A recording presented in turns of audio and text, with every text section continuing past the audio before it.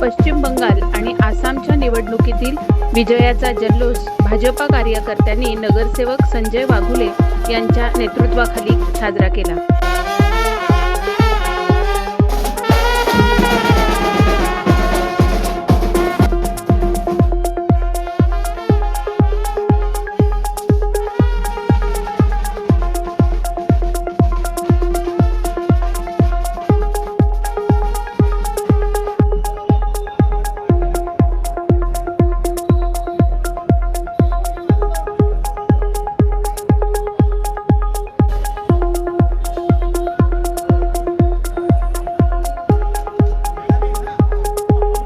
पश्चिम बंगालमध्ये भाजपने बहुमत सिद्ध केलेलं आहे, काय सांगाल?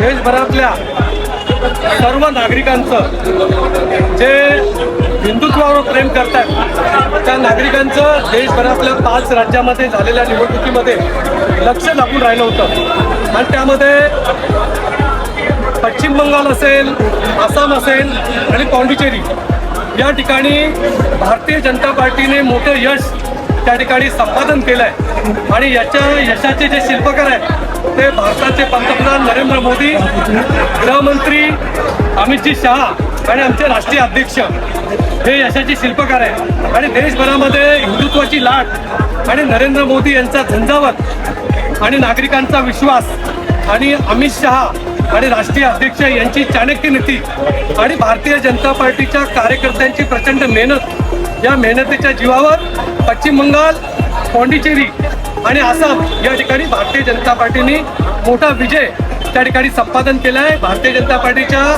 3ही राज्यातल्या कार्यकर्त्यांचं मनापासून अभिनंदन करण्यासाठी आम्ही ठाणा स्टेशन या ठिकाणी नागरिकांना या ठिकाणी कोकम सरबतचं वाटप या ठिकाणी केलेलं आहे आणि या ठिकाणी आम्ही जल्लोष साजरा करतो। तृणमूल काँग्रेसचा 15 वर्षाचा गट उद्ध्वस्त केलेला आहे। तृणमूल काँग्रेसचा 15 वर्षाचा गट भाजपने उद्ध्वस्त केला आहे। ज्या पश्चिम बंगालमध्ये कम्युनिस्टचं राज्य होतं आणि कम्युनिस्टांनी त्या ठिकाणी काम केलं नव्हतं, अनेक नागरिकांना त्या ठिकाणी त्रास दिला जात होता, मारहाण केली जात होती भारतीय जनता पार्टीच्या कार्यकर्त्यांना।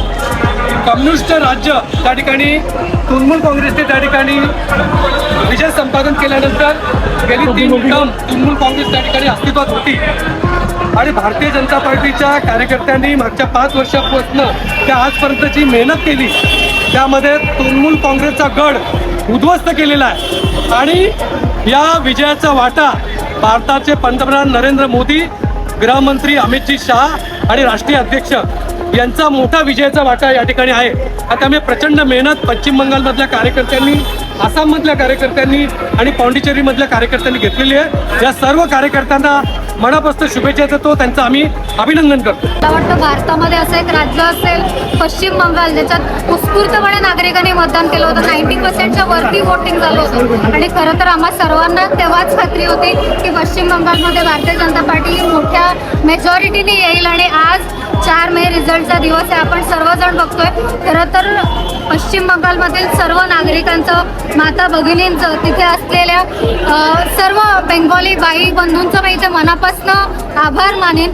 तर तिथे काम करत असलेल्या सर्व भारतीय जनता पार्टी कार्यकर्त्यांचं इथे मनापासून आभार आणि अभिनंदन करीन, कारण वर्षानुवर्ष असलेली त्यांची मेहनत, खरं तर त्यांच्यावर अनेक वर्ष अत्याचार झाले तरी सुद्धा त्यांनी भारतीय जनता पार्टीचं कुठलंही पद सोडलं नाही किंवा काम सोडलं नाही, अथक परिश्रमाने कमवलेला हा विजय। त्यामुळे पश्चिम बंगालमधील सर्व नागरिकांचं मनापासून अभिनंदन करेन। हा विजय कुठेतरी हिंदुत्वाचा विजय असा म्हणतात। हा खरं तर लोकशाहीचा विजय आहे। कुठलंही सत्ता असेल ही जनता तिथे फैसला करत असते की कुणाला आम्हाला ठेवायचं आहे आणि कुणाला आम्हाला काढायचं आहे। त्यामुळे पश्चिम बंगालमधील लोकांनी ठरवलं की त्यांना भारतीय जनता पार्टीचं राज्य आता हवं आहे आणि त्यामुळे त्यांनी तिथे मतदान केलेलं आहे।